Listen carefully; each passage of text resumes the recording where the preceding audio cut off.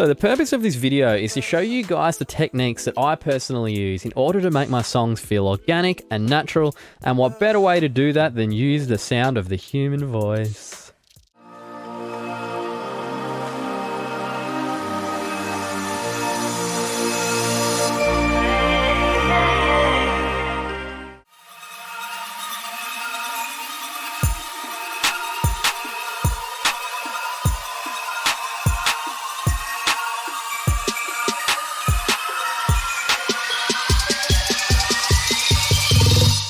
Now, you don't have to use these tips just for future bass. You can use these tips for any genre. Now, if you like this video, please hit that thumbs up, hit that subscribe button, but I'm not going to waste any more of your time.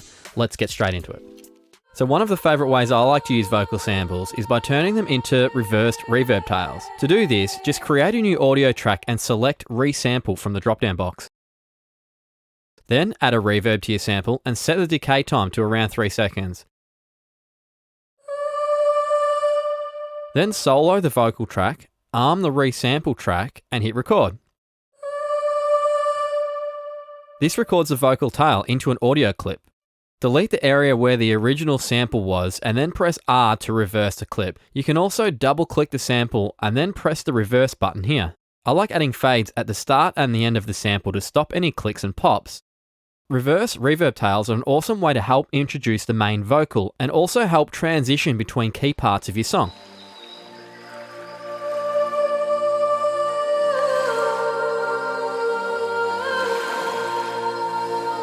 You can even make the reverb tails even longer, like 10 or 15 seconds. To do this, change the decay time to a longer setting and repeat the same process as mentioned earlier.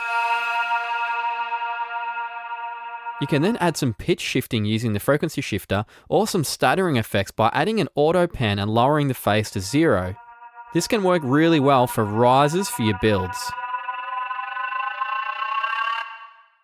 Now, this video isn't just about making rises and stuff like that. You can also make some sweet pads and drones following this same technique. Follow the same techniques as earlier by adding a reverb to your vocal sample. Then just after you press record, press the freeze button on Ableton's Reverb. This will freeze the reverb in place, creating an infinite snapshot.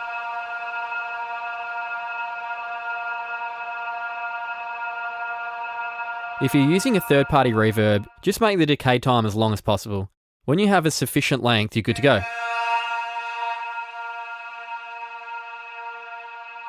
You can add some extra processing or just leave it as it is. Then simply just add some extra vocal samples and you have a solid intro.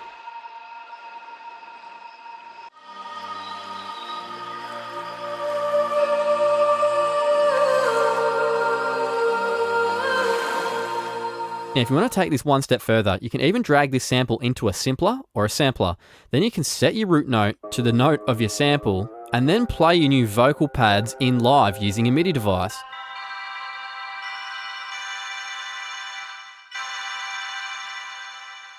Now, if that dreamy reverby sound is a little too ambient for your music, you can always just duplicate a section of an audio sample. I like to find 2 or 3 different sounding vocals and look for a section that has an increase in volume. Then I cut out and duplicate it over and over.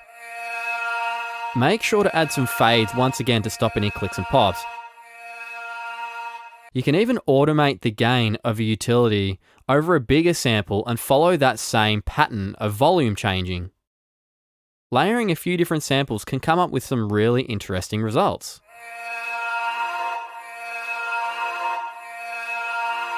So on all of these sounds, I've done a whole bunch of other processing. I've done EQ, saturation, compression, widening, panning, a whole bunch of stuff. Now, you can use this processing to make these sounds more unique and more your style. There's no rules when it comes to making music, so just use your ears and see what interesting things you can come up with. Thanks for watching. If you enjoyed this video, consider subscribing. If you have a question, leave it in the comments below. Or if you want a whole bunch of free stuff, you can visit my website at offthebeat.com.